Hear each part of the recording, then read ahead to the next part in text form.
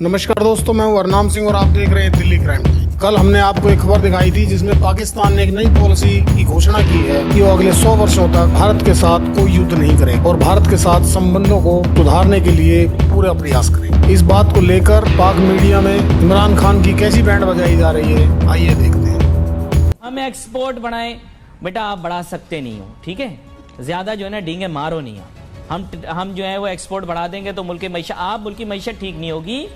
उसकी वजह यह है कि आपके पास एक्सपोर्ट करने को हैगा कुछ नहीं। क्लियर बात करता है अली नासिर, घुमाता फिराता नहीं है, बिल्कुल स्ट्रेट फॉरवर्ड। हाँ अंकल, आप जो व्हाट्सएप पे टोपियां कराते रहते हैं ना, $100 बिलियन हो जाएगी, ये हो जाए, पाकिस्तान कर नहीं सकता। आई एम सॉरी, पाकिस्तान में पोटेंशियल भी नहीं है, पाकिस्तान के पास सरप्लस भी नहीं है, पाकिस्तान एक्सपोर्ट नहीं कर सकता। पाकिस्तानी टैक्स ही नहीं देते, पाकिस्तान की एक्सपोर्ट कुछ नहीं है, पाकिस्तान इंपोर्ट ज्यादा कर रहा है, कुत्ते का खाना आ रहा है, कुत्ते के खाने के पीछे पड़े हुए बस।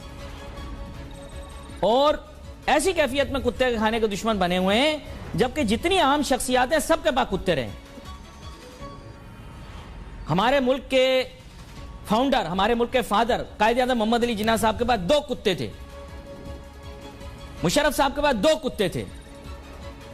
फर्क यह कि इमरान खान साहब के पास सिर्फ 1 है, नहीं जो उन्होंने पाला हुआ है।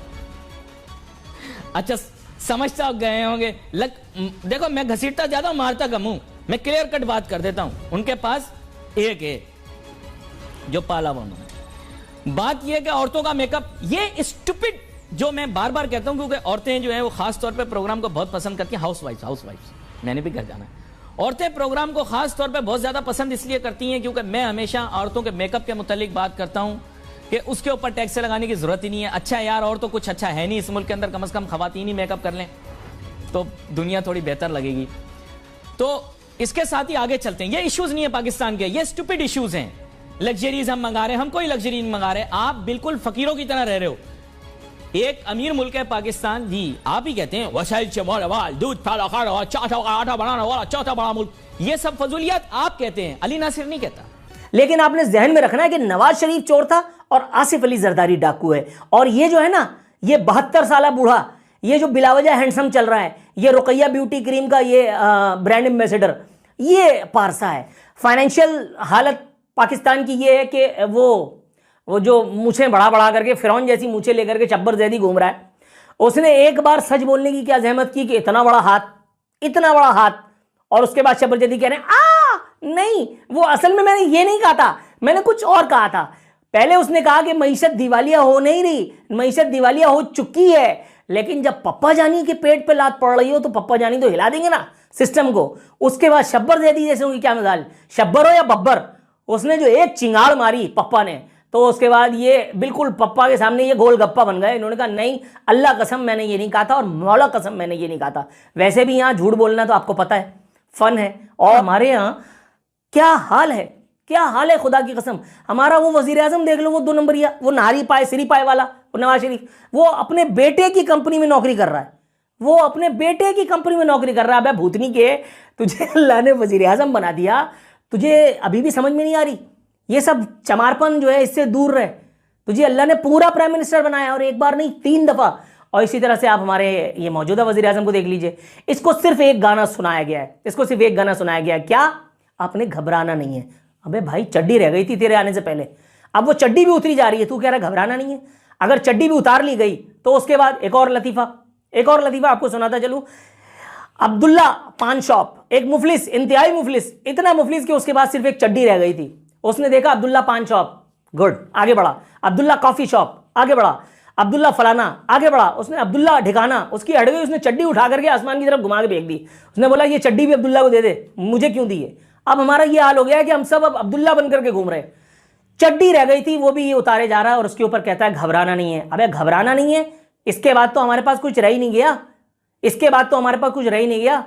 सुन सरकार, अब हम क्या करें? बिजली की कीमत हमारी बर्दाश्त से बाहर, पेट्रोल की कीमत हमारी बर्दाश्त से बाहर, और तू कह रहा है घबराना नहीं है। कभी तुझसे पूछ ले कि तूने क्या किया तो तू कहता है कि हमारे हाथ बंधे हुए हैं, तू कहता है कि ये पिछलों का किया धरा है। तो भाई तू क्या बाजा बजाने के लिए आया? अगर तुझे कुछ करना ही नहीं था तो तू यहाँ क्या करने के लिए आया? फिर ये मुझे बता। अगर एक ही पहलू पर तवज्जो दी जाए तो हमारे पास सोवियत यूनियन की मिसाल है कि दुनिया का सबसे ताकतवर फोर्सेस भी सोवियत यूनियन को इकट्ठा ना रख सके। जो आपने बात की ना, प्राइम मिनिस्टर ने बुनियादी तौर पे हमें डराया है। उन्होंने डराया इस तरह, उन्होंने कहा 3.5 साल से क्या कर रहे हैं भाई वो डरा ही रहे ना। उन्होंने एक दफा फिर डराने की कोशिश की है कि सोवियत यूनियन की जो डिसइंटीग्रेशन हुई है उसके पीछे उसका इकोनॉमिक कोलैप्स है। तो प्राइम मिनिस्टर ये कहना चाहते हैं कि अगर इकोनॉमिकली हमने अपने को स्टेबलाइज नहीं किया, जिस तरह एक दिन पहले हमने मिनी बजट पास करके किया है, अगर हमने वो रास्ते अडॉप्ट नहीं किए तो हमारा हाल सोवियत यूनियन फिर ये जैसा हो इस जाएगा। पर जो मेरे लिए परेशानी की बात है वो ये है कि जब प्राइम मिनिस्टर इस किस्म की धमकियां दे, मैं तो इसको धमकी समझता हूं, क्योंकि जब आप इस तरह से मजबूर हो के कंप्रोमाइज़ करते हैं, सिक्योरिटी के ऊपर आप डील करते हैं, दैट मीन्स आपकी विकेट कमज़ोर है, आप वीकर पोजीशन से बात कर रहे हैं। बैरूनी कर्जे खत्म करने थे, लेकिन वो 20,000 से 47,000 अरब पे पहुंच गए। एहतसाब का ढोल तो ऐसा फटा कि कौम अब एहतसाब के नाम से चिढ़ना शुरू हो गई है। ऐसा लगता है कि स्विस बैंक्स के हुक्काम सिर्फ नए पाकिस्तान का इंतज़ार कर रहे हैं, उसके बाद तमाम लूटा हुआ पैसा वो खुद बोरियों में डालकर शायद पाकिस्तान ले आए। पाकिस्तान के पासपोर्ट को इज्जत मिलना थी, उसका रोना तो आजकल हरीम शाह जैसे लोग भी रोते नजर आ रहे हैं। डॉलर को रुपए के मुकाबले में टके टोकरी करना था, डॉलर ने रुपए को टके टोकरी कर दिया। अमेरिका को हमने लगाम डालनी थी, अमेरिका ने हमें ऐसी लगाम डाली कि हम प्रेसिडेंट बाइडेन के एक फ़ोन का 1 साल से इंतज़ार कर रहे हैं, लेकिन फ़ोन की घंटी है कि बजने का नाम ही नहीं ले रही। साइकिल पर वज़ीर आज़म हाउस आना था, हेलीकॉप्टर का इंतखाब कर लिया गया। गवर्नर हाउस की दीवारें गिरानी थी, वज़ीर आज़म हाउस को यूनिवर्सिटी में कन्वर्ट करना था, जिसका नाम लेने से भी अब हुक्मरान कतराते हैं। पूरी कौम को ज़हनी अय्याशी के ऐसे तस्वुराती ख्याल में फंसाया गया कि आज तक वो उसी नशे में झूमती फिर रही है।